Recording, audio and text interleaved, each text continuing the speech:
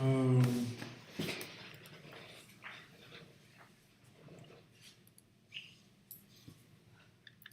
You can call her because class is on pause if you need to. Huh? Yeah, tell her we had scheduled. it's still recording though, right? It's a single link, it's a single piece. Yeah, we're live, it's just, no, it's not, it's public, and it's not back, You said it's not back? it's not back. In the meantime, in between time. You are two faces, I'm not mine. Oh, yeah, nah. I got it. Yo, you back? You watching us live right now? Are you sure? Cause it says it's unlisted. It's live. It's live. It's live, it's Through the back? portal? It's just notification. Okay, people are saying they can see you, okay, we're Can good. you see me? Yeah. I don't know what they're seeing. Hold on. You got it, it's a new one, Deisha. Okay.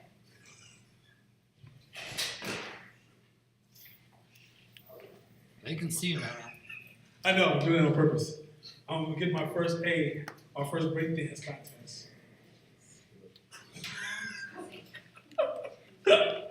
Yeah. They don't want none. What?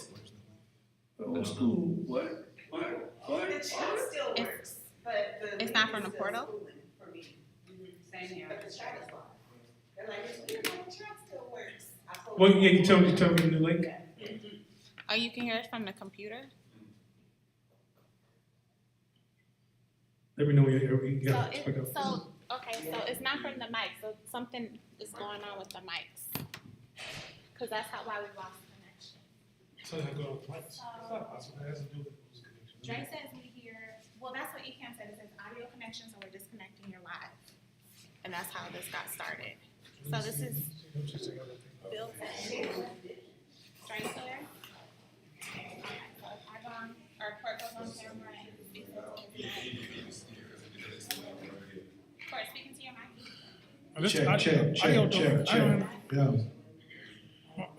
Check. Yeah. Check. It's a delay. It must be later. No.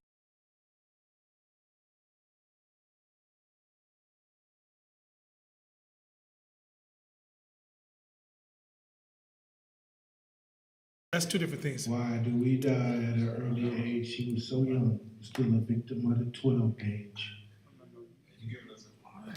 My memories of a corpse, mindful sick thoughts. And I ain't going back to court.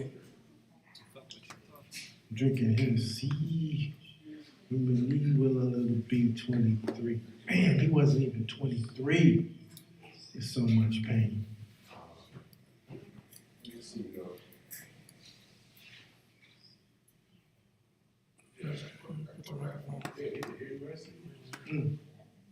Maybe you guys are hearing us through the house speaker after the. I'm a failed rapper turned entrepreneur. Just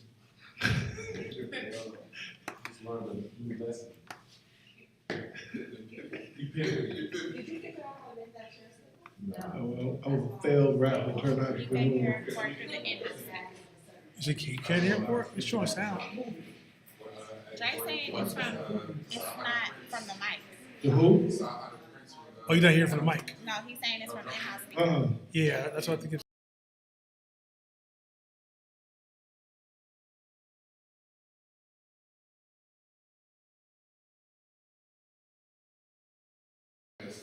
So did the input, the system preferences change or something? Yeah, So input. yeah, it's a platform, Hello? but typically you gotta make waves. It's in the supposed to be platform Black to make it Magic. easier. Yeah, that's true. It worked for him, cause Is he's it changing?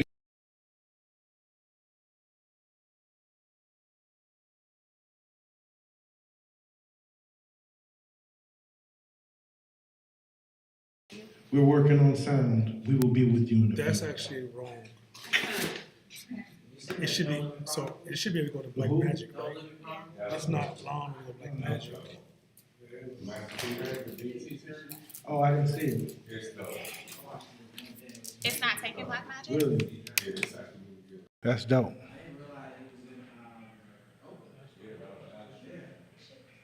Yeah, he sure was.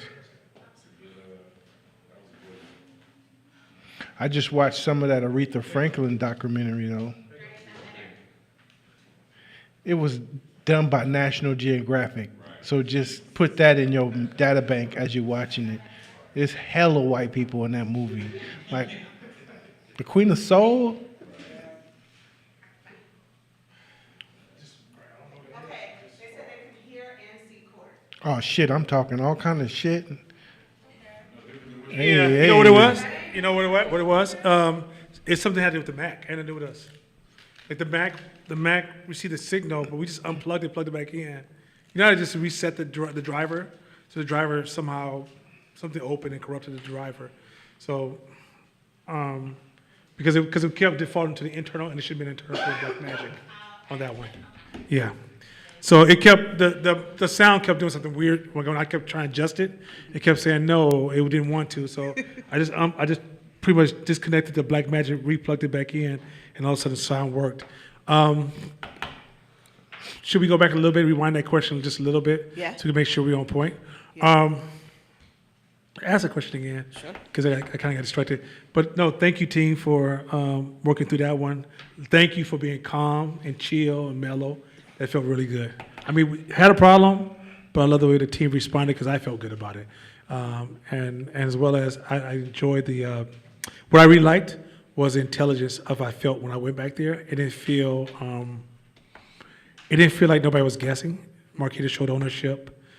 She crisis managed well. Josh was cool without crazy suggestions. And so it was really mellow. So, thank you, team.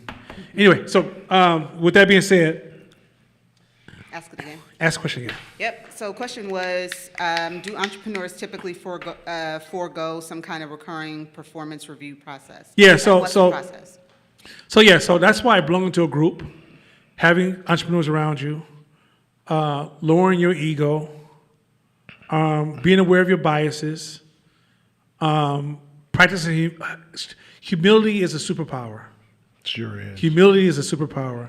Practice humility, like a great entrepreneur is close as you're gonna get to a Christ on this earth. Like we practice super humble. Just stay away from all the current social justice trend of good and bad people. It's gonna trap you because those narratives are so distorted on human behavior. Like human behavior is distorted by a lot of things you hear in the media and popular trends you see on social media. And that's why this class is really targeting thinking different, because if you don't develop these things, in my lifetime, I'm 53, I've seen a lot of strong black businesses collapse because of ownership ego. A lot. I know a lot of black businesses that could be potentially phenomenal that are not growing because of ego, right? And so if you don't practice humility and you don't have a circle around you that help you become self-aware,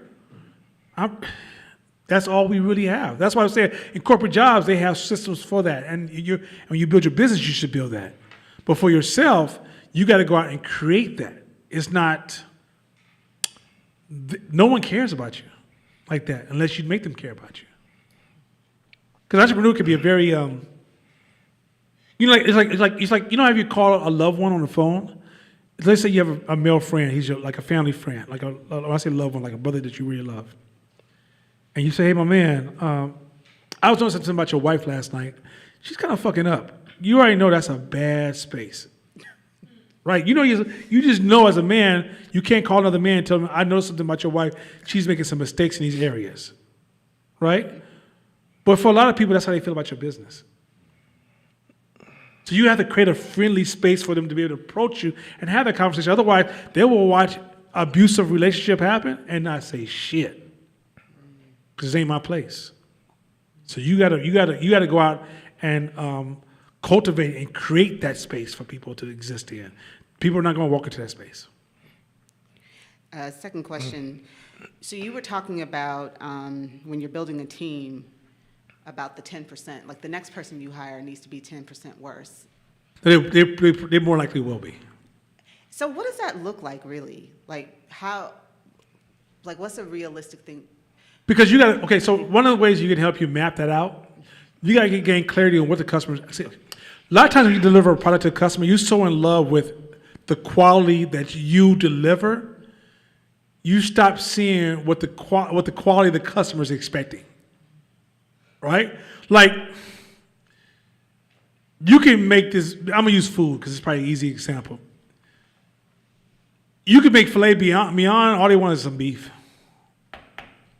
But you went all out your way to buy this high-end steak. Have you ever took somebody who ain't used to high-end food to a high-end restaurant before? Ain't that the hardest $200 They in your get life you ever chicken give wings, up? or they get a burger?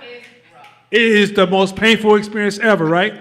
But sometimes you can be so in love with what you experiencing, you don't notice this person is treating that steak like it's beef jerky. They're drinking that wine like it's Kool-Aid. You know what I mean? But that happens, and when the dessert comes and it's small, they be like, "This all I get?" But it ain't their fault. You never paid attention to. They say they go to McDonald's all the time, all the time, and you over there taking them to a restaurant where the minimum you're gonna spend per person is $150, right? Trying to show them the finer things in life. Hey, my comedic side almost slipped out on that one. But my point is that, and so, almost, yeah, almost, only almost. And so, what I'm arguing is that you got to pay attention to your customers and what are they really looking for. Quite often, you realize you're overshooting some of your customers. I want a photo shoot, and you trying to shoot me like I'm about to be on Vogue tomorrow. When actually, if what the customer is asking for, they're not buying your photography, they're buying the emotion that photography gives them. And in that case, you would show up to them and then work, if you wanted to work on something that was like Vogue, really intentionally go after that? Or would you let the idea of shooting something like Vogue go? No.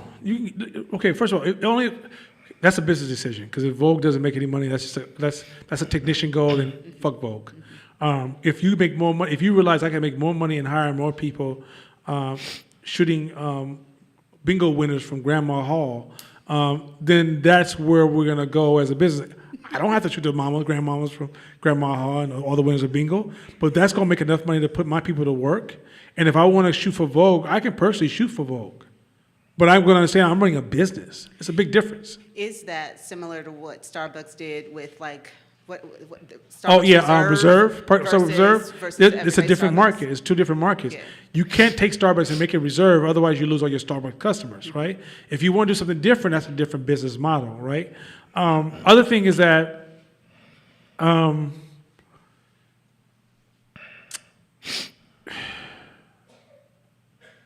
it's okay if we decide as a person that we just want to create a job for, because that's the stage we're in, and that's fine. But when you talk about hiring somebody 10% weaker, if you're building a system to serve a market, when you talk about building a system to serve a market, it doesn't mean that you compromise quality.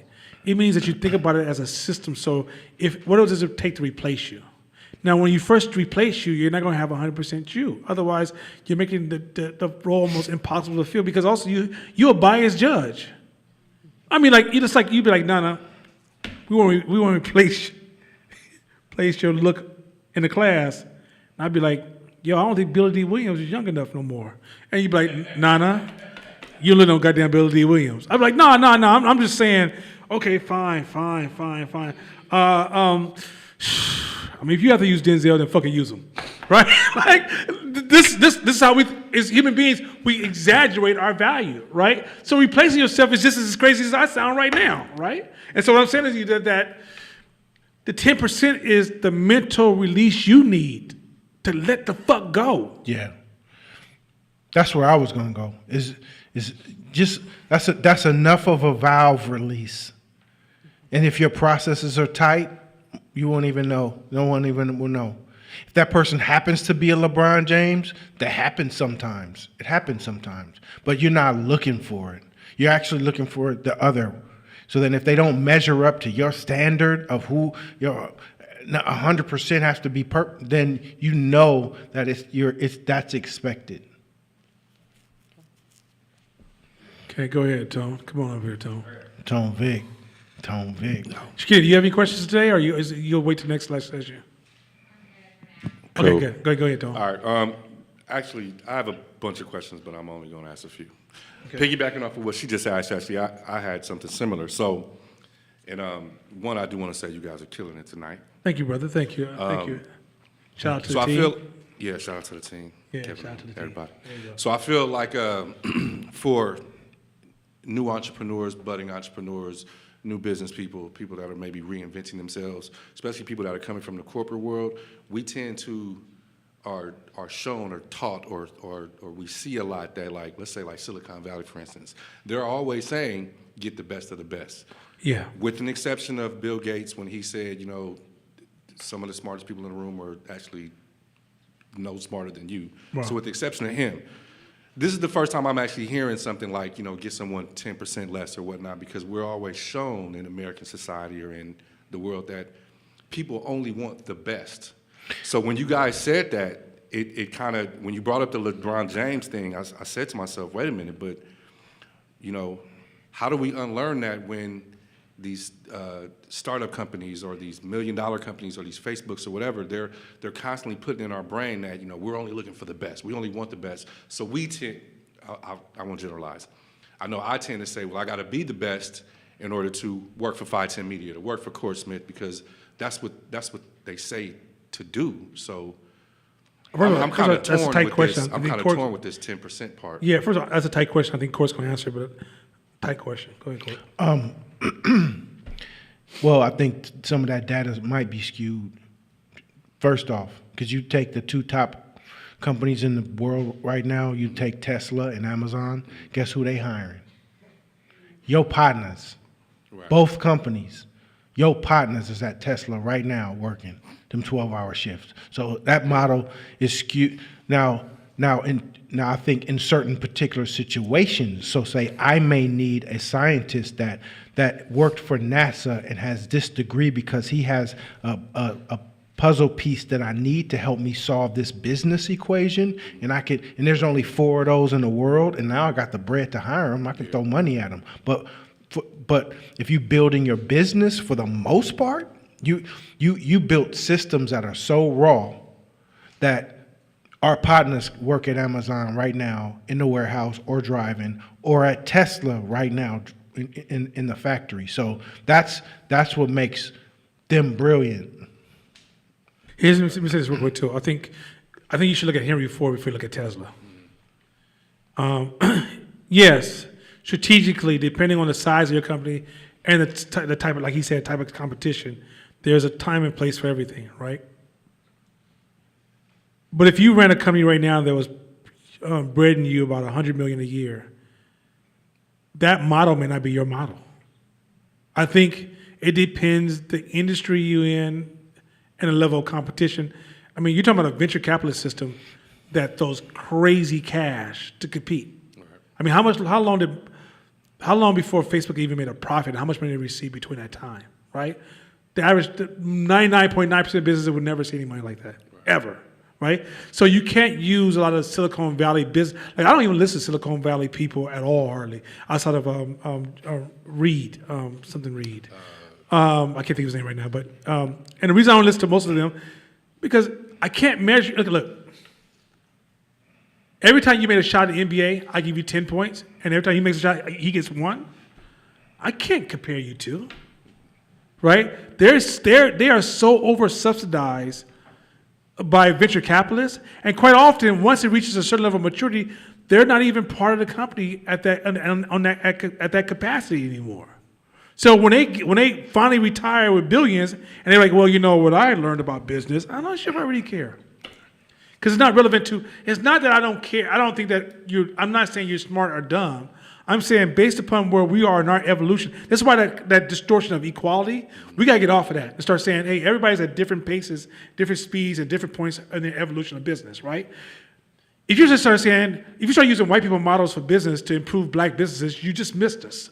Absolutely missed us because we had a different evolution point, right? You have to use white folks' models maybe in the 40s and 50s to understand where black people are today as far as the evolution. And realistically, like, think about this. Think about if the government tomorrow said, yo, black folks, we're going to subsidize the shit out of your businesses.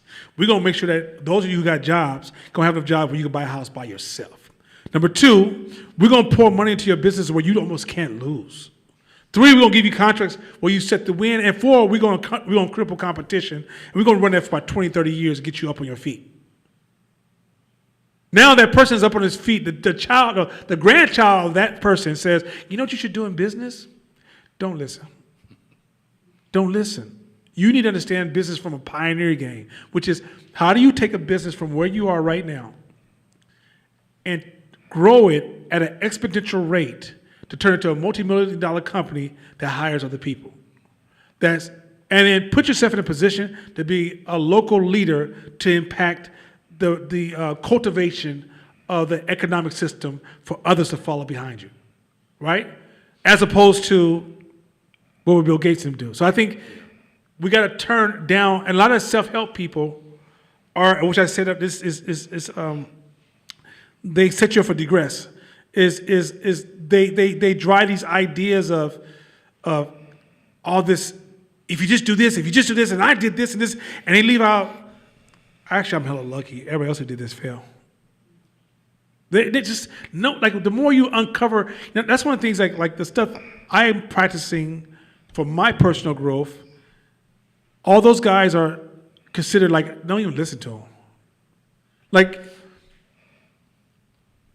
yeah, just don't even listen to them. And don't get me wrong, I'm not saying they don't have some brilliant things to say. I'm saying, if I'm trying to learn how to,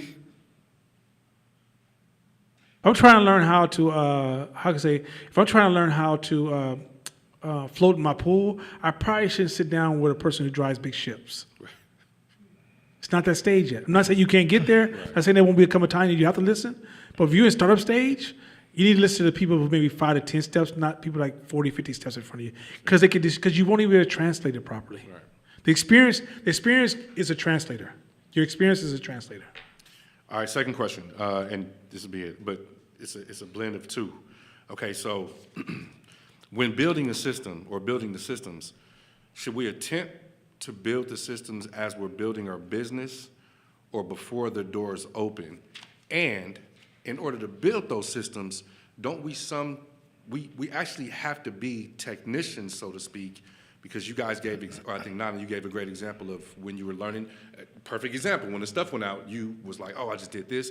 Why? Because 30 minutes ago, you was like, oh, I went to YouTube, I learned step by step. So you were taking technician-ish things to learn different things, so when something came up, whatever the system is. What I'm saying is, like, don't you kind of have to be a technician for a certain amount of time? The difference in is and he said it in the book, the difference is between is that you have to go through those stages.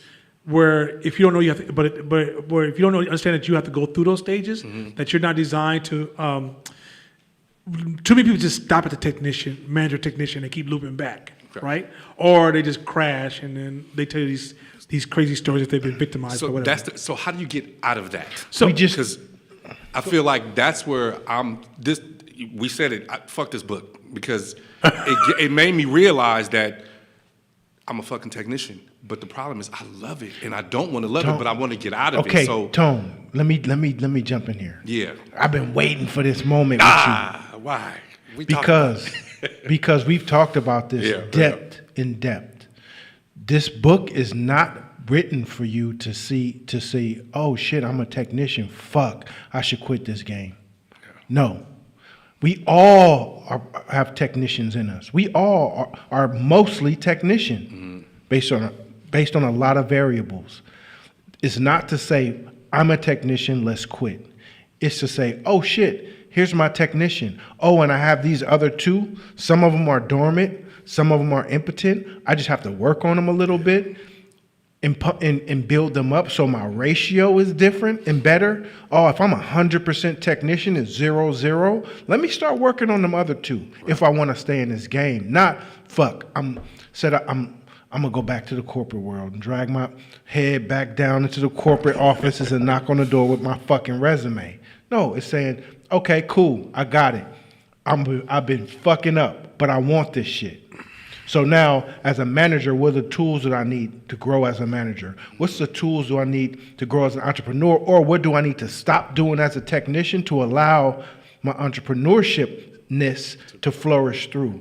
And he said in his book, and we just said in this last couple slides, evolving out of your personal comfort. It's your comfort, man. It ain't, like I said, it ain't gonna be, look, when you switch over and you turn those other two on and create more balance, the old technician gonna feel stupid to you. But the day you make it, it's like breaking up in that bad relationship that you got comfortable with. When you broke up, y'all was crying and like, you know, girl, oh, we went through so much together, right? And then you leave, and what's that sister who dates the basketball player that was in Coming to America? What's the sister that? Yeah, so then you start dating your Tiana Taylor, and all of a sudden, slowly but surely, you forget the school prom. Slowly but surely, you forget about being at the hot dog shop, and all you have is enough money for one hot dog, y'all Paul's cut it in half, ate it, right? You know, it's like, at the end of the day, hey man, I was like, I gotta clean this over quick. You was at Casper's, right? And at the end of the day, all those stories get outdated because why? You got Tiana Taylor. And she performing, right? And you're like, And she's like, you wanna go back to, hey, I heard your old girlfriend's playing softball. You want to go visit her? You're like, nah, I'm good. Let's go to this party. Why? Because you moved on. I'm saying this is what's going to happen. When you first leave that technician as being a technician and dominant, you will always have some technician in you. But when you move from being technician dominant, it's going to feel like you're breaking up with something that you built a relationship with. But then when the new relationship when you learn that new relationship, it's going to become like, why didn't I do this a long time ago? Yeah, a lot of us have a codependence with our technician side, which means that if torn away from it, we'll feel like we're tearing away our identity. And we're about to go to another slide that talks about it. So when shit pops off, we tend to go with what's natural to us. So if what's natural to you is fiddling, fixing shit, then regardless of what your company needs, you'll go back to fiddling and fixing shit. Yeah. All right, Shelby, hit us with one. All right, now, keep in mind I'm an artist and I'm sensitive about my shit. That's what this stool feels like. Okay. So I'm coming from, I guess, maybe the corporate perspective too, or just the overthinking perspective, because that is where I have lived and I'm trying to move. But I've chosen an industry that I know nothing about to potentially start a business in, and I'm trying to figure out where is my technician in that space, because I don't know anything, so I can't get obsessed with the fiddling because I don't know anything. So is it gonna show up? What should I be looking for so I don't get blindsided? Well, technician is a mindset more than it's what you do. Okay. So if you like, hey, I work hard at what I do, or I've been working hard in this company, or don't I deserve because I've been working, that's a technician mindset. Okay. So I don't think it's necessary. The thing is that you can become really good at something you don't really like. Okay. And after a while, you're like, well, I can do this for myself now, right? You still don't like it, but you're still a technician because it's a mindset of thinking that the work is more important than the actual system itself. Okay. Thought it was quick. That was it. Okay, cool. Look, we're gonna jump into ego because I don't want to be stuck. We're gonna come back to the next slide that Court had his. He had a bat like this about to knock it over the fence, and so we're gonna because I can still see it in his face. He's just like, "Let's go, baby." So I'm gonna scroll back down to the ego's enemy. All right, let's get into this. I'm hyped up now. If I made you turn your sound down, well, God damn it, turn it back up, because I'm about to turn up now. Woo!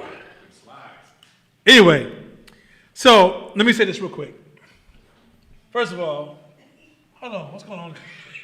Hold on. Oh, shit. Station identification. This is not fair that Danielle does this to her. She knows that I have attention disorder, whatever. Was it ADP or ADT? Or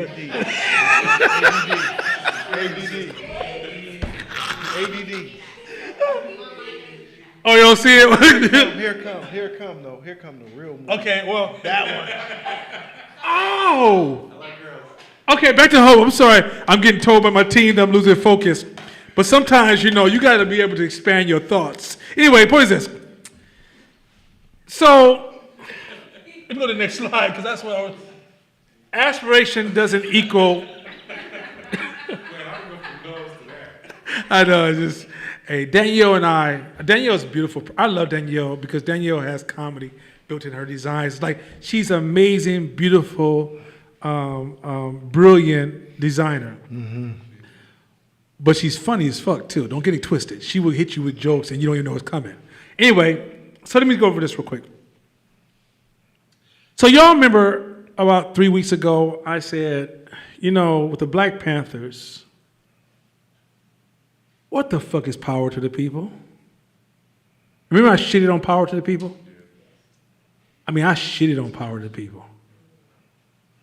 And some people got sensitive. Right? But the following week, I don't know if that same person or those same people paid attention to the hat I was wearing. I had a Black Panther hat on. I chose that hat. Matter of fact, I brought the hat black, brought the patch from Amazon, and had them sew it on the hat because I wanted to rock the Black Panthers logo. Now, it's easy to say, no, but I thought you said part of the people didn't mean shit. Yes, I did. But it's a little bit complex here. And the rule is aspirations, which are infinite, does not equal capabilities. We mix that up in our heads. Somebody says, I believe I'm going to do this, and our brain goes, oh, he's or she's capable of doing it. We read history, we look at life, we join groups, we follow leaders who scream aspiration, but we never question their capabilities. I love the Black Panthers for their aspirations. Loved it. I love their boldness. I love black folks standing up for what they believed in a time when a lot of people was too busy, ooh, don't you mess with white people. I love that. Didn't mean I saw any value in their strategy. I love Tupac. I thought he was a very entertaining young man. He inspired a lot. Was he capable of giving us that stuff? I think a lot of times in the black community, we get hijacked by aspirations, and I realize that aspirations and capabilities. And why is this? Why? Why, man? Why won't you let this shit go? Why? Because when you didn't create these strategies you're about to use. You did not create the strategies you are about to use. But because your brain cannot separate aspirations from capabilities, a lot of times you will include aspirations as strategies. You won't sit down and go, wait a minute, but would that have worked? How is a 21-year-old going to snatch power for somebody who just got through killing over 100 and some million people to obtain their power and built military resources, and you still haven't built, and your company runs on donations? And you gonna come for me? Let me help you out. That's like if a 12-year-old homeless kid decided he gonna come for me. Now you don't have the position of power to do it for me. Or let me make it an 80-year-old homeless man say you gonna come for me. You don't have a chance. Why? You're not well positioned. And if you acquired it, what were you gonna do with it? That's why this picture, pay attention. When a dog chases a car, this is a famous business model. When a dog chases a car, if he catches it, what are you going to do with it? What are you going to do with it? If you get that power, what you going to do with it? That means when you think about business, this is another lesson. When you build a business plan, this is going to help you with short-term business planning. When you build a business plan, always be able to ask yourself a simple question. Then what? We talk about all this stuff we want to do in society, all this stuff we want to do in business, and we never ask ourselves, so then when you get it, then what? If you achieve this, then what? If your child finishes school, then what? If you go to the gym and lose that weight, then what? If you find that person you've been trying to date, then what? We chase in a car and we don't know what to do. Our aspirations in our brain has become our capabilities.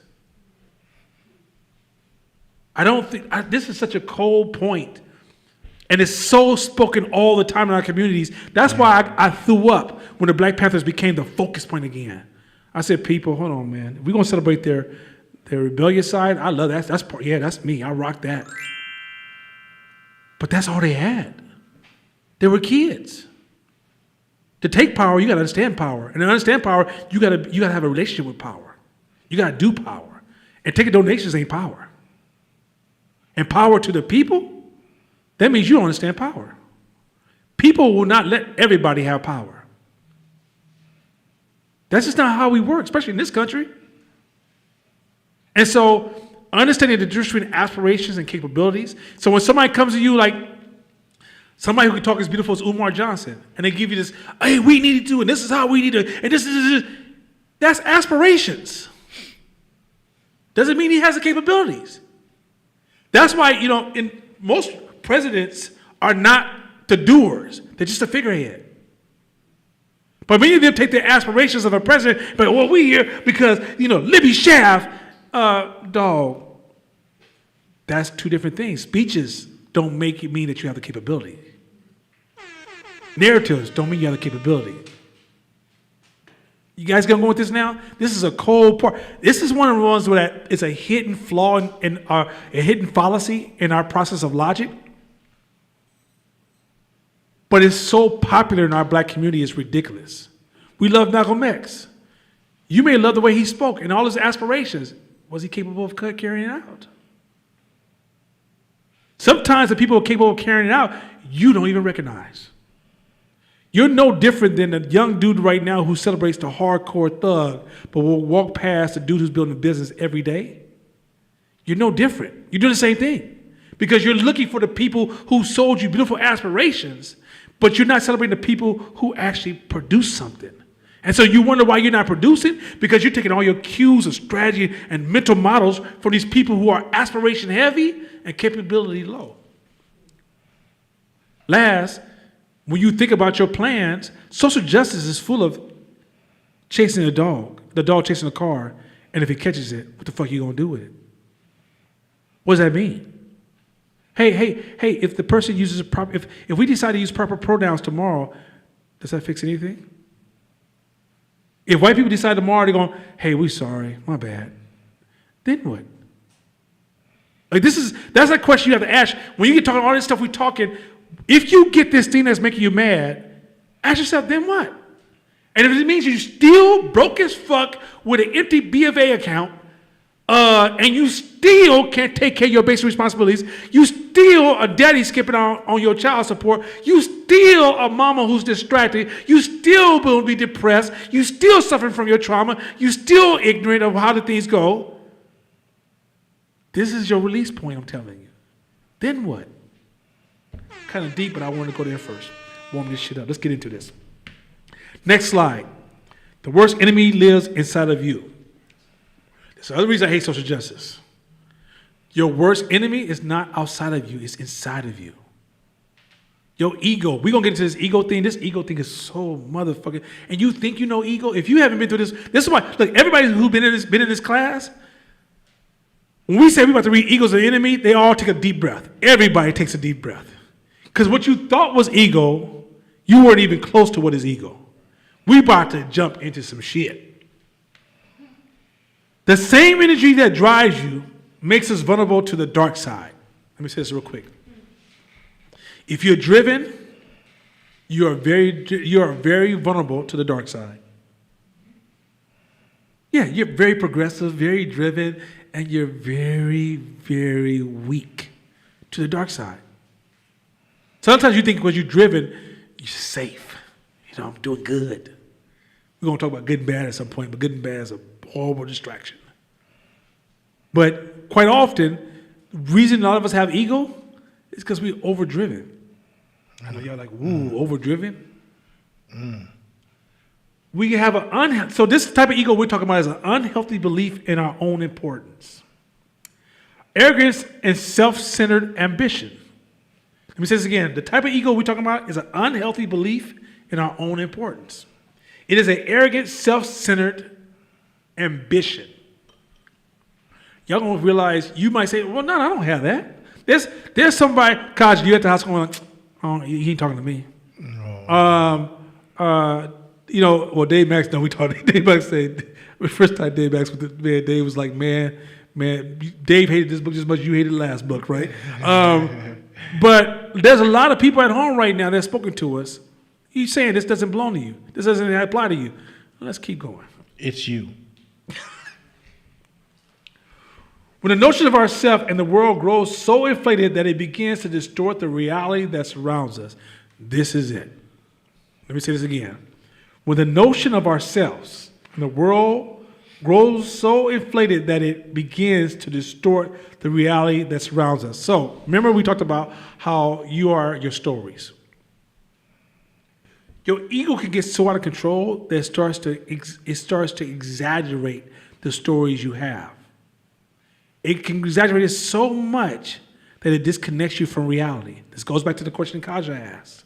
Your ego can get so big that when you self-evaluate yourself, you no longer can accurately see yourself.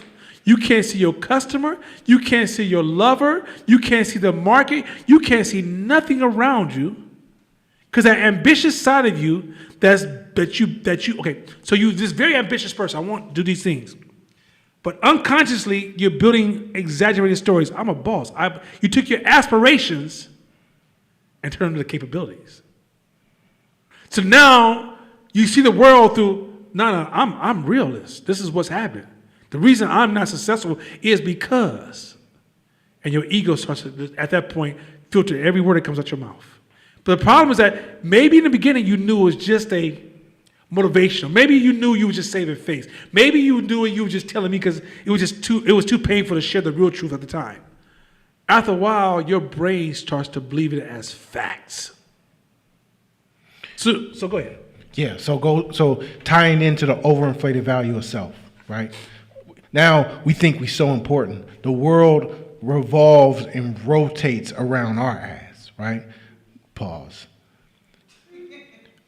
So as we move through the world, we're so easily offended by the smallest things, by the slightest things. Oh, that person didn't speak to me, or this thing happened, or I should be getting this, or the world needs to, because our overinflated sense of value and then our distorted sense of reality that surrounded us, we see the world through a lens that's so skewed. Going back to the humility piece, that's so opposite of that. And if we're trying to move, we can't see with that lens. We can't see truth or we can't see reality with that kind of lens. We take a deep breath and we say, well, what's the reality of it? Then your ego doesn't want to allow this piece, this part of you, to get clarity, because now the truth and the real low self-value and low self-esteem will start rearing up. Now watch this one. Next slide. It says self-confidence becomes arrogance. Assertiveness becomes obstinacy. And self-assurance becomes reckless abandon. Meaning that these simple, innocent emotions you have. So remember, when you're inspired, I'm trying to develop self-confidence, Nana, right? I'm just trying to build self-confidence. I don't have anything right now. I'm suffering from imposter syndrome. I'm trying to build self-confidence. But you keep talking long enough and it becomes arrogance. Nana, you know what? I'm just trying to be assertive. I'm trying to speak up for what I want to do. And it becomes obstinacy. Again, that word, me and my tongue, my heavy tongue. I can't speak Spanish because I can't. Obstinacy? Obstinacy, right.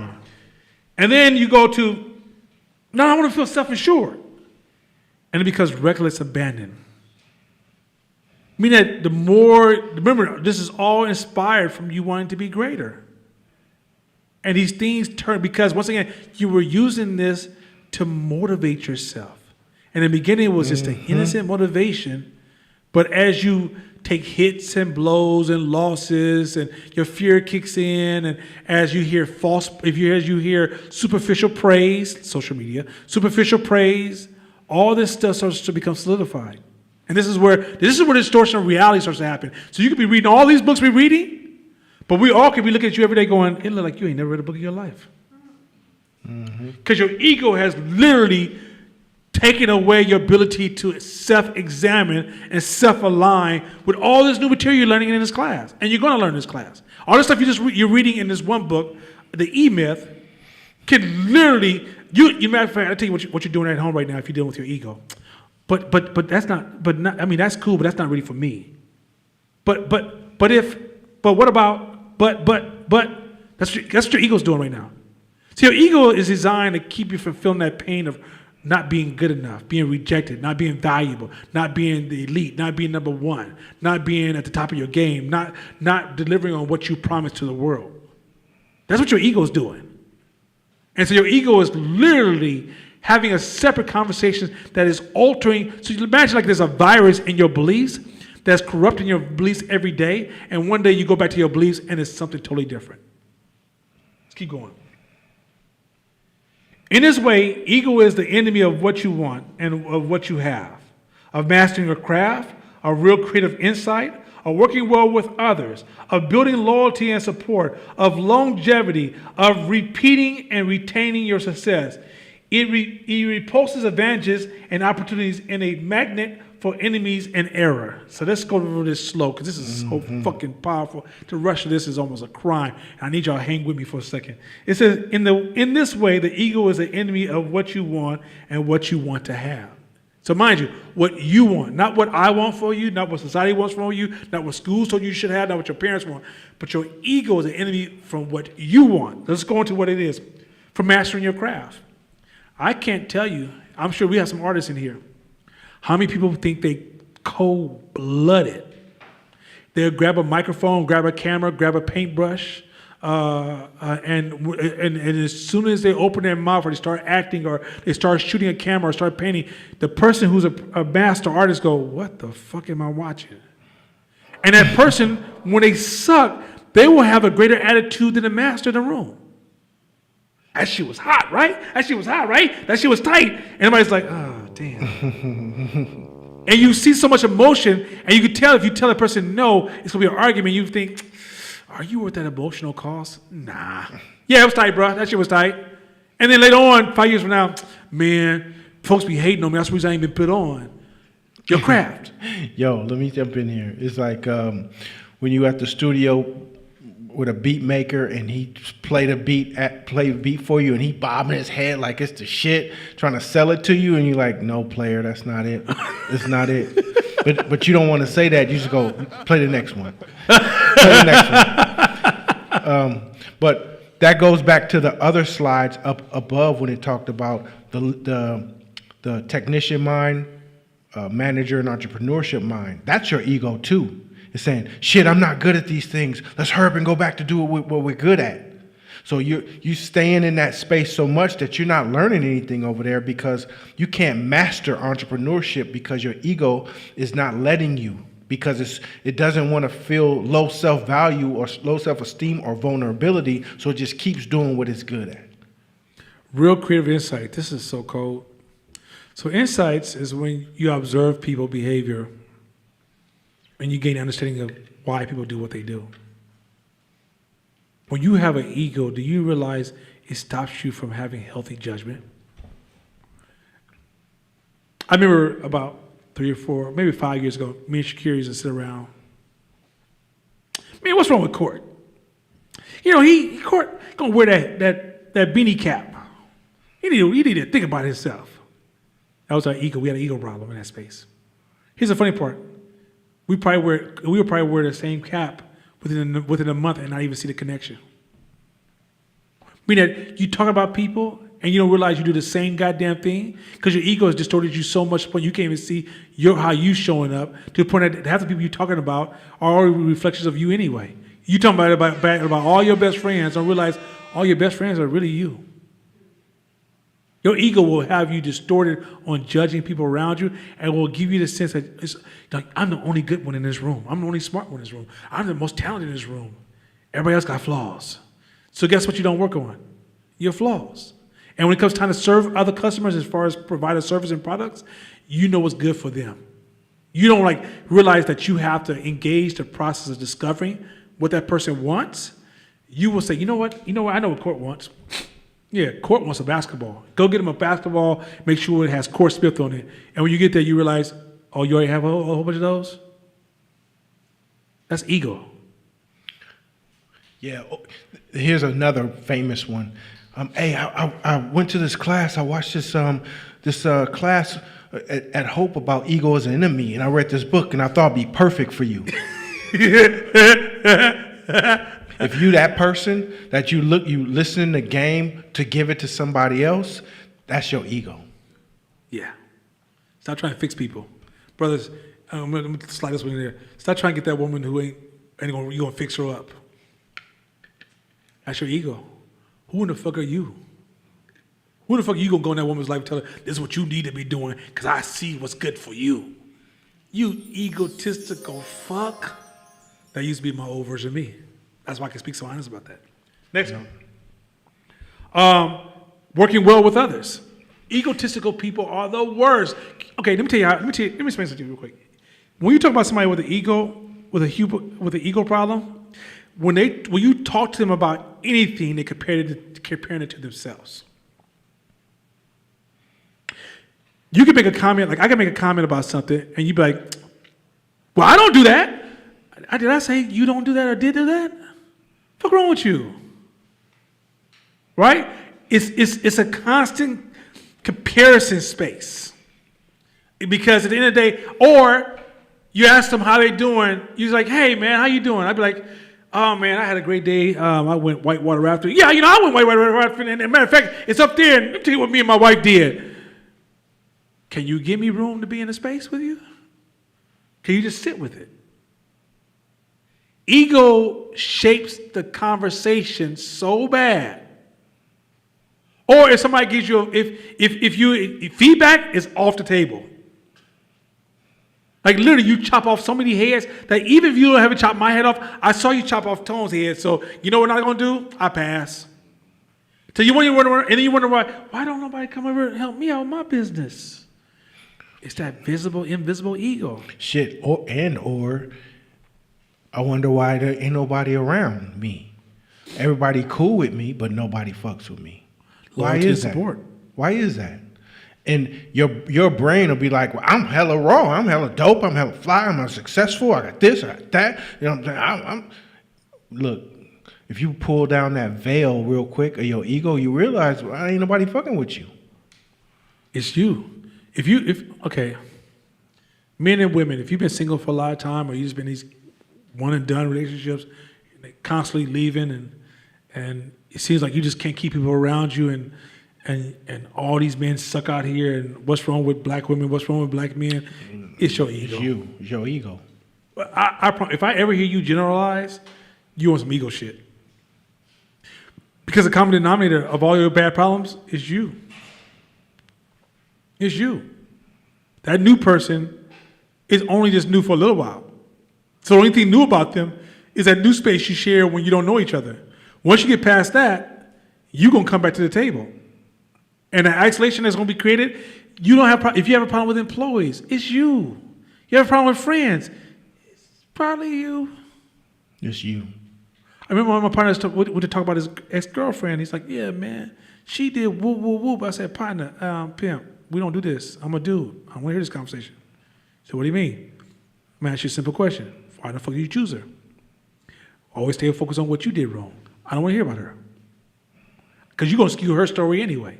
So at this point, I want to listen to a make-believe version of her. I don't know who the hell she really is. I won't know her until I know her. But your skewed story is going to make her seem like she's a devil from hell.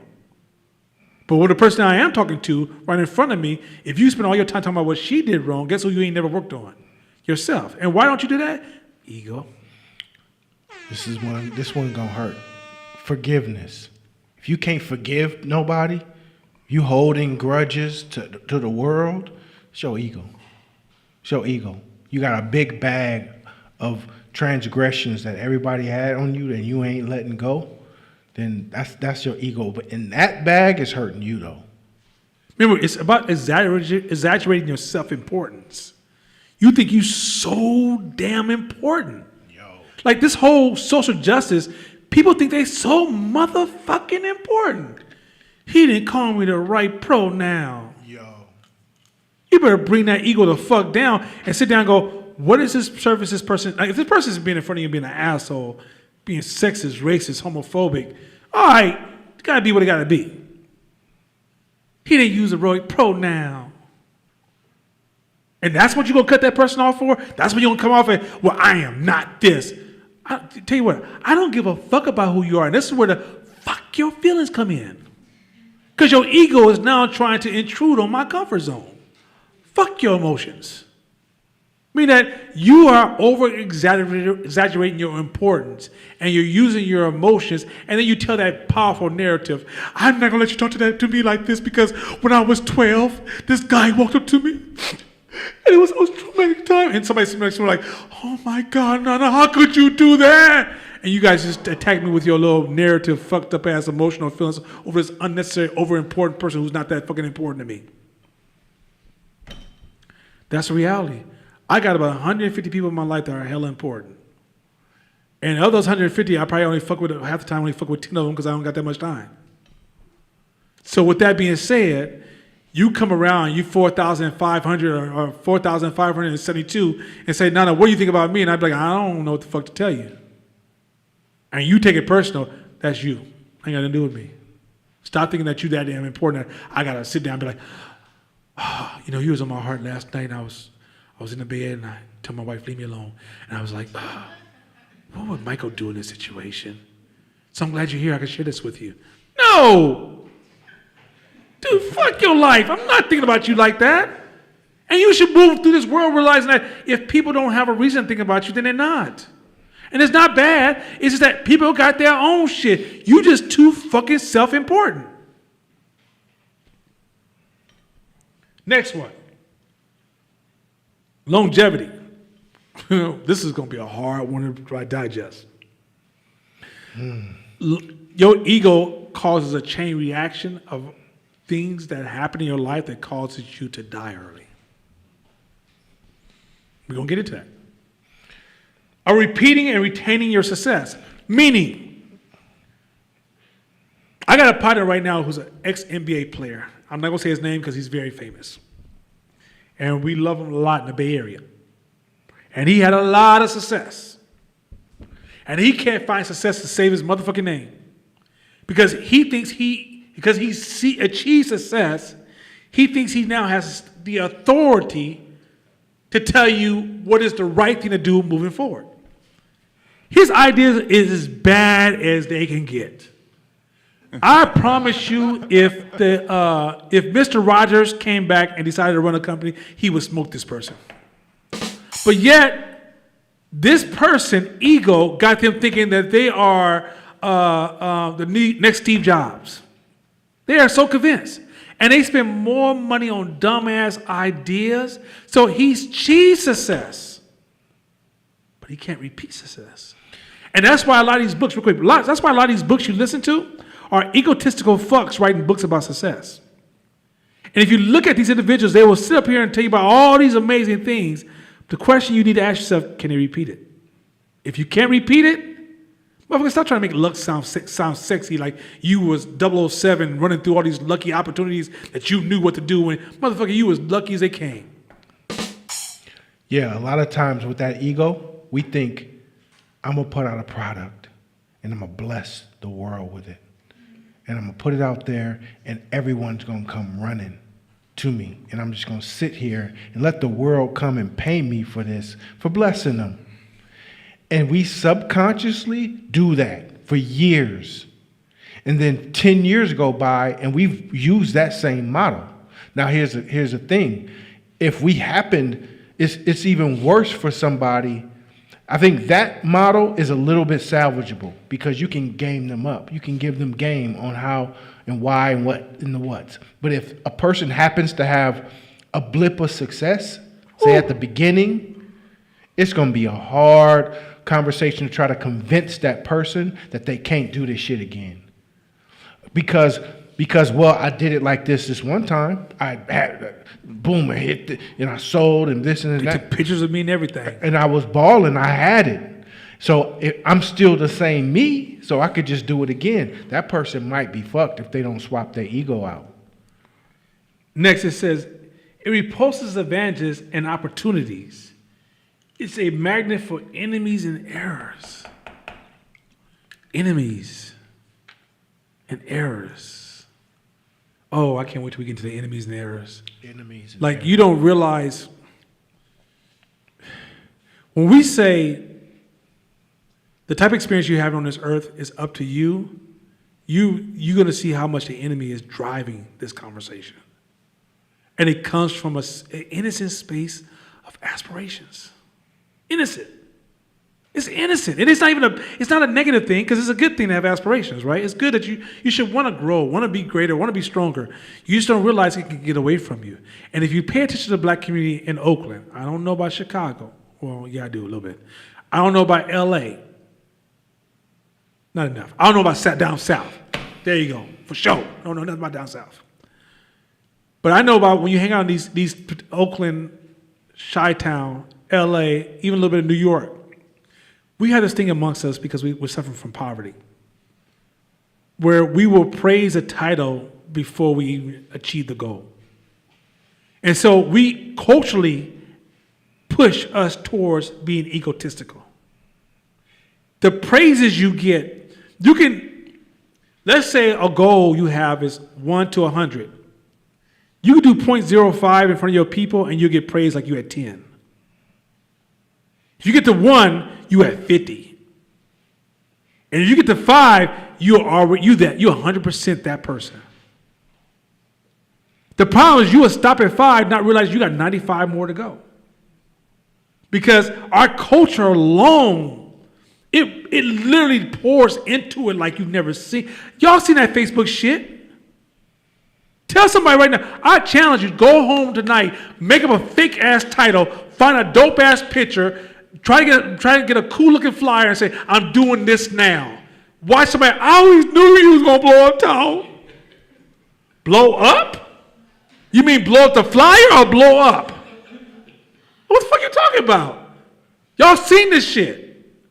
Little young girl takes a picture from a photographer, which we know, you know how it works when they're young. And I knew my cousin was gonna be a model. Look how tight she is. Y'all know I ain't bullshitting, right?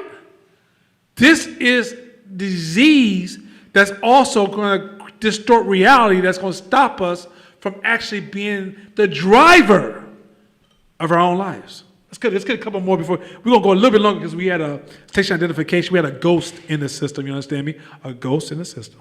Next one. We think something else is to blame for our problems. Most often other people. Black people. Hold on a second. Maybe, hold on. Maybe I should have brought this in Chinese because this is going to be hard on some people. So now y'all see where I'm going with the social justice all this time?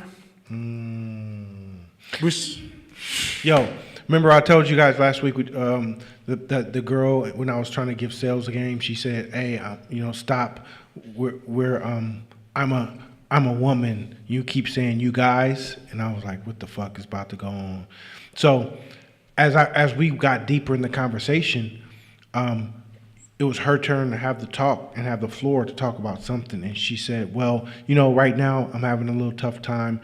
Me and my significant other just split up. He tells me that I always think I'm right and I never think I'm wrong. And I'm like, I could have told your ass that with the first statement that you made. And so she starts going into her personal life problems, and it was all ego. It was all ego. And I was like, well, that's the fuck you get. You know what I mean? Like, next person. Hey, she came for the wrong person that day. I love, like, this. And if this is a muscle, honestly, let's keep it 100 with ourselves. This is a muscle, if not practice. We all can do this shit tonight, tomorrow, the next day, right now. It's easy if you don't practice the muscle enough to not get into this mentality. Oh, It was not my fault. It was, remember we talked, take responsibility for everything that happens to you as an entrepreneur? That's working on this muscle to reduce that ego. What could I have done? And even if it boils down to, well, fuck, I chose her. I had a part to play in this shit, and I picked her. Yeah, I mean, sometimes it's a very few cases it might not be your fault, but it doesn't matter. What could you have done different? Right? It's like the whole social justice is like somebody is supposed to help you. They should have. Why don't they? They should. That's the whole tone of the whole everything you see, right? Like, why haven't we created our own police system? Take responsibility for that. Why would we prioritize that? Why were we telling our kids to be firemen as opposed to, hey, let's build our own police system? Let's build systems for ourselves. Why are we telling our kids to go to college as opposed to, let's create institutions to provide jobs for our youth so our youth can have a different morality? Instead of us telling our kids to work on our rap alone, why don't we tell our kids, yo, we gotta become Sony and Capitol and take this shit so we can control the outcome of the impact of this music? With no apologies accepted, and who gives a fuck about these big boys? If they're gonna bring heat, because the bigger they are, the harder they fall. I mean, that the bigger company is, the more flaws and weaknesses they have. And because we're young and small, we're more agile. So we have a better chance of taking them down than another big company. Let's make a move. But instead, you know what we did? We didn't do that. And it's okay. I'm not mad. It's not bad. This ain't a good bad. This ain't a grade. Don't come to me like, no, I should got a B. Shut the fuck up. I don't know what you're talking about. What I'm suggesting to you is this. When you take responsibility, you start seeing solutions. This again. When you take responsibility, you start seeing solutions. When you don't take responsibility, you are literally hiding the solutions from yourself because you get this emotional ego that gets so strong you can't see solutions. But you're so busy about fault and good and bad and A's and B's and F's and D's. And I'm like, yo, no, accept that shit, pause. Accept that shit. Once you accept it, once you take responsibility, you will reveal the solution. I mean, next, this shit crazy. Okay, anyway. We are, as poetic Lucretius put it a few thousand years ago. The proverbial sick man ignorance of the cause of his malady. Yeah. Especially for successful people who can't see what ego prevents them from doing because all they can see is what they've already done. So, just going back, a lot of times when you're successful, you're so basking on what you've done, you can't measure what you need to do. You're literally stuck in your past. You're not moving into your potential future. Remember I said the future is the unknown. You won't move into the unknown. It's almost like this is a recipe for a technician in an adolescent stage. That's why I say this is an ego. Adolescent stage is being a technician, if you're mainly technician, you're really egotistical. And so you're so basking on, man, I've done this, I achieved that. And I say, well, what's your new strategy? Well, we're going to do it this way. And I'll be like, I think we should examine that differently. Look, who's been successful in this industry? I've been doing this for 20 years. How are you going to tell me what to do? You just going to come in here yesterday? I've been doing this for 20 years. I know what I'm doing. I got the most experience and maturity. That's just your ego talking at this point. Shut the fuck up and work on strategy. It's a bad suggestion.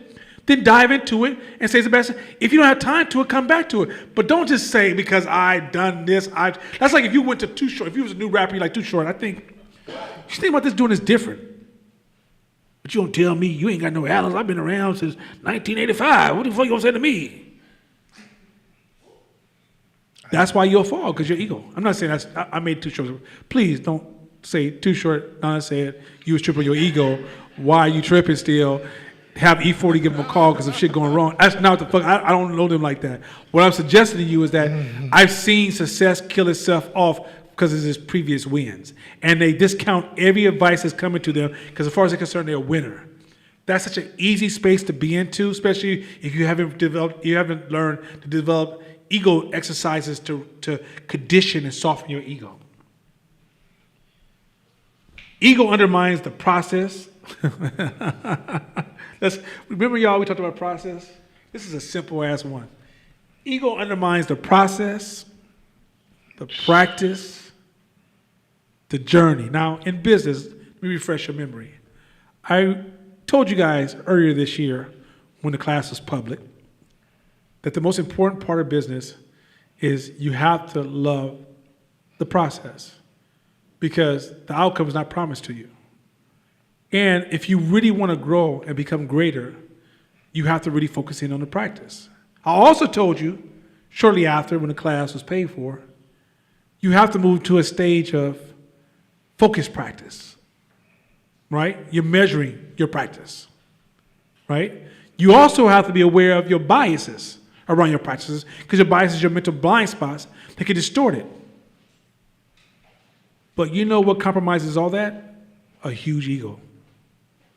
If an egotistical person is practicing, they don't practice the same. When an egotistical person is on the process, it ain't the same process. They are literally moving the markers and the needles and the measurements to meet their needs. When you're egotistical, you also will distort. Okay, let's say your job is to shoot 20 free throws. Let's say you're on your 50th shot. Your ego will tell you, oh, no, you already hit 5, that's good. Why? Because your ego will tell you that you're good no matter what you do. The ego is so self-amplified, it is insane, and it's almost like a subconscious conversation going on at all times. When people try to give you feedback, you can't take it. When you're in the process and you're trying to grow, you can't measure yourself because as far as you're concerned, I'm moving. I'm doing better than them. You're not ready to take that deep dive and look at yourself. Yo, how checkable are you?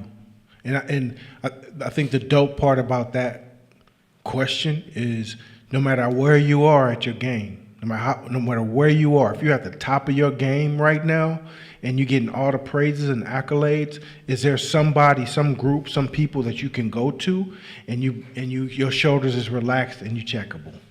You malleable. And none of the shit you've accomplished matters.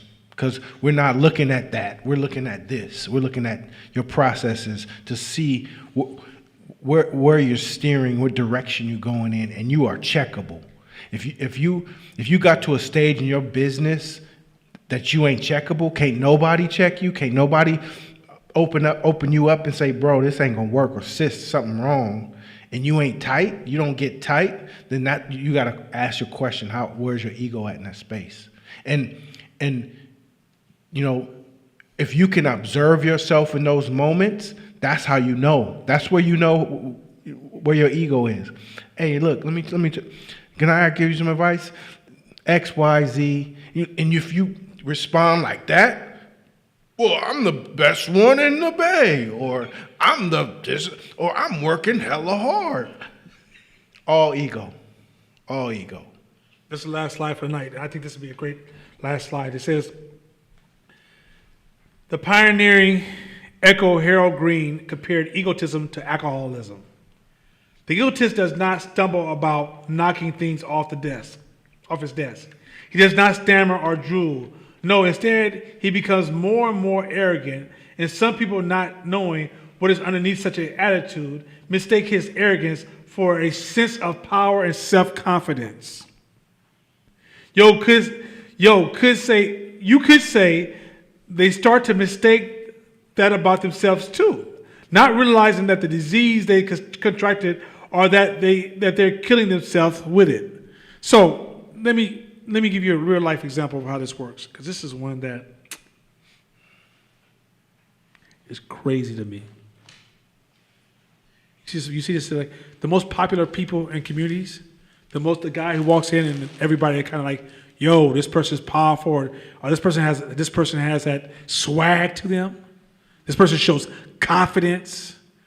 Person's self-assured, know where they're going. They can walk into the room and everybody goes, shh, be quiet, they're in the room. They're assertive, they drive their point, they beat the weakest point up in the room. They're usually the most damaged people in the room. Yet they're the most loved people in the room. most celebrated person in the room. A lot of social justice people who articulate ideas so strong. This is what the world should do. Yeah, the world? Huh? Really? This is what black people need. Really? That's what black people need, huh? And you know, as a CEO of this company, I'm here to meet with you guys, explain some things that you need to understand. I promise you, this is such a disease because usually the most popular people from school all the way up to our adulthood suffer from this. And the people who praise them suffer from it, and that's why they praise them, because they want it for themselves.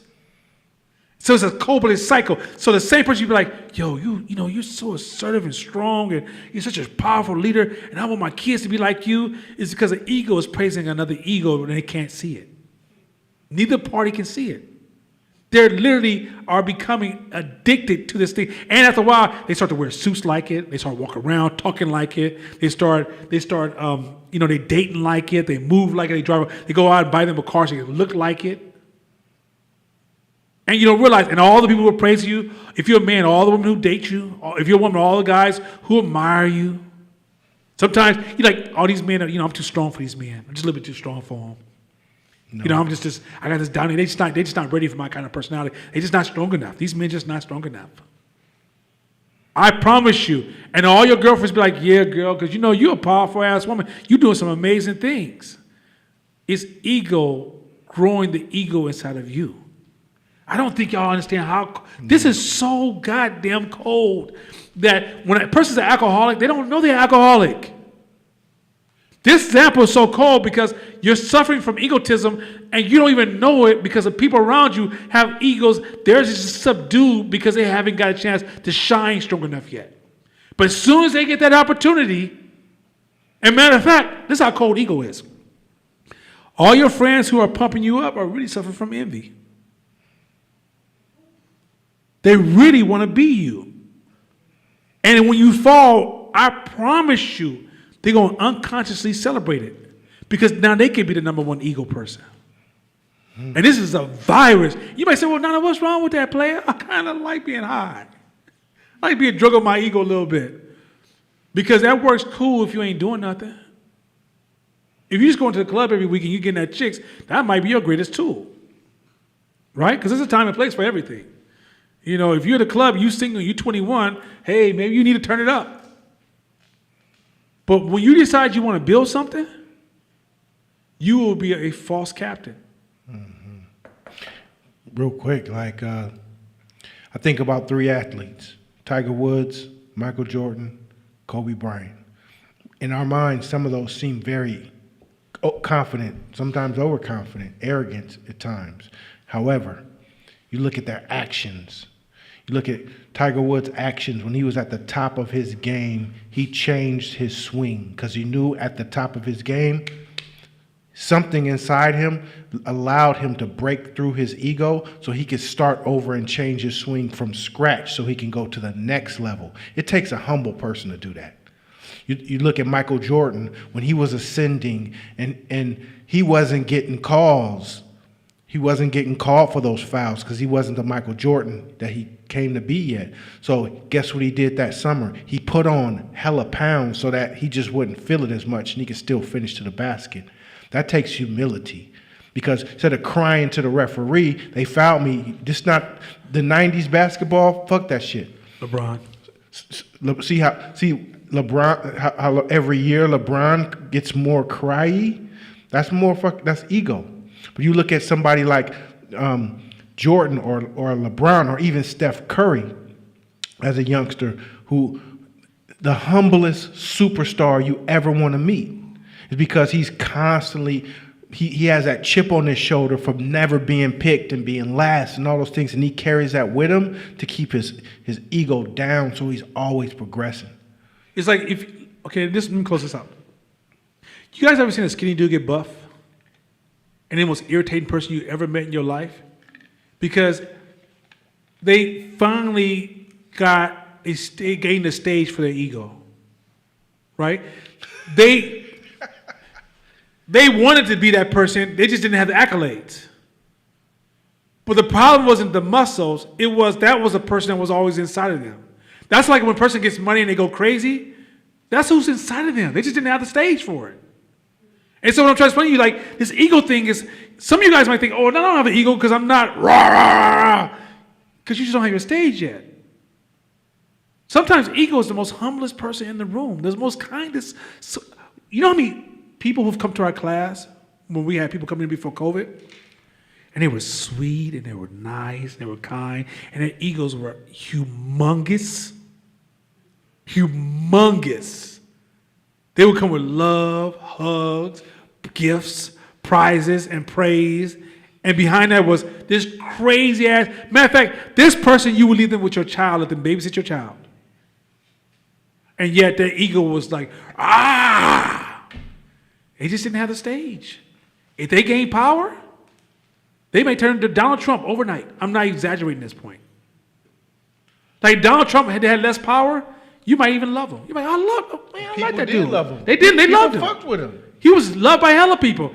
It's when that ego gets a bigger stage, you see parts of the ego that's almost like, whoa. So imagine building a business when you're dealing with lies and you're building remember you're playing the most important game in this world. That's the hell of a stage. That stage lets that ego come out. And before, you know what? You destroy your companies. You destroy your systems. You destroy your business. With that being said, we went extra 8-10 minutes over. That figured the time. We're going to pause here. We got a lot more slides. We're taking 2 weeks off. Next week, there's no class. You have a couple questions? Okay, come on. I let a couple questions right real quick. We got 2 weeks off. I'm going to make this announcement. So when the question's over, I'm going to just get up and just walk away from my table. I don't even say bye. So don't get sensitive because you're too damn important. Third thing is that in this 2 weeks off, we're going to continue to read Eagle's the Enemy, and we're going to continue with the E-Myth. I'm probably going to release a couple of podcasts because that's 2 weeks. Tone, are you guys still doing? So Tone and Charlize are doing.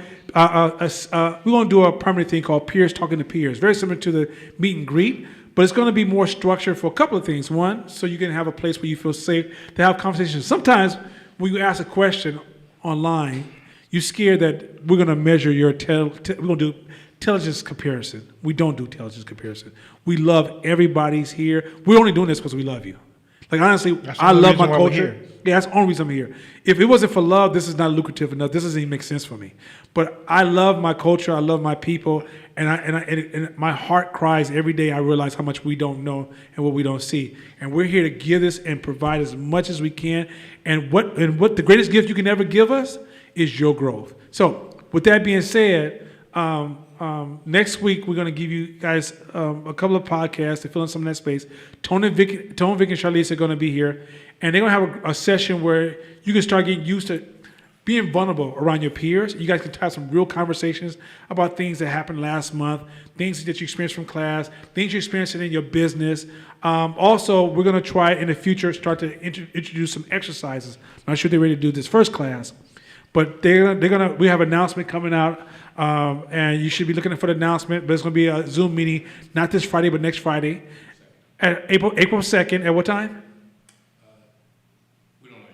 It's probably the same time as last time. It's probably the same time as last time, April 2nd, and it's for peers talking to peers, having real conversations, and whatever they can answer. Also, me and Court won't be online. We want you to speak freely as possible.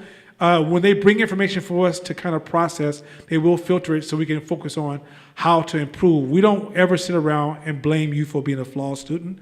We think about how can we improve the class so we can show it for you. So I want you guys to feel comfortable because we need to see who you are so we can help you get to where you want to go.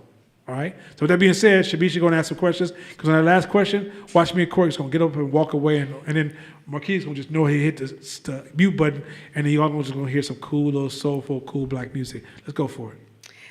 This one is from Kaja. Kaja, you back? She don't even take a nap. Kaja's like this.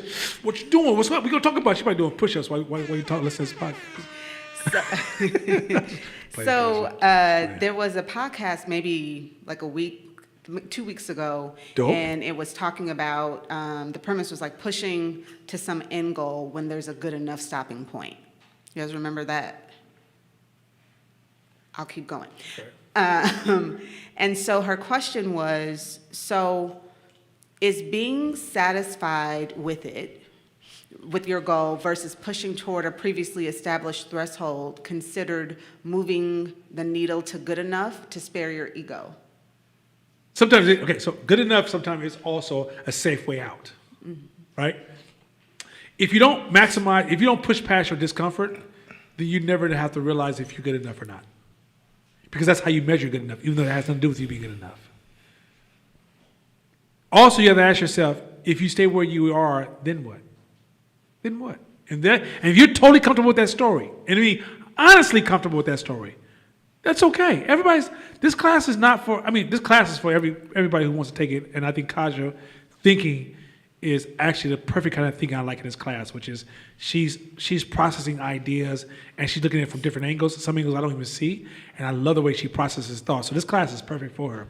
But her end goal is really not necessarily what we're suggesting, what we're driving towards.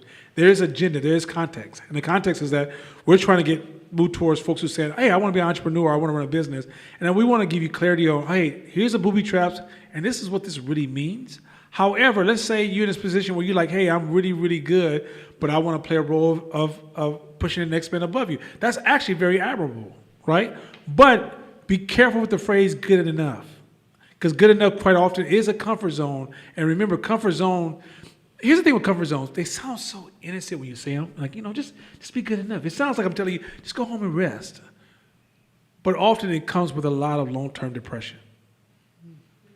And that's the part we don't talk about, right? It's like the opposite of pain is comfort. So sitting on your couch being comfortable is great. The opposite of pleasure is comfort, right? So sitting on your couch may feel great, but long-term is tormenting you. It's destroying you as a human being, because as a human being, you do have basic needs, right? So I'm not taking that away, but sometimes you've built a world that's rich enough in what you're doing that is satisfying, and that is perfectly okay. We're not saying it's this or that. We're saying if you want to build, let's say Kaja says, okay, my career life, I don't want to touch it. It's good. But later on, she decides, hey, I don't like what's happening in this community. I want to work on something. All these principles come back to the table. These are building principles, right? Let's say she's at a church, and she's like, yo, they asked me to be the minister of the church now, and I'm going to run this church. All those principles are back on the table again, right? So that's what I'm trying to highlight. Yes, we use the word business because this is an entrepreneur course, but it's also a leadership course. These principles are absolutely have a crossover space. That was it. That's the lesson.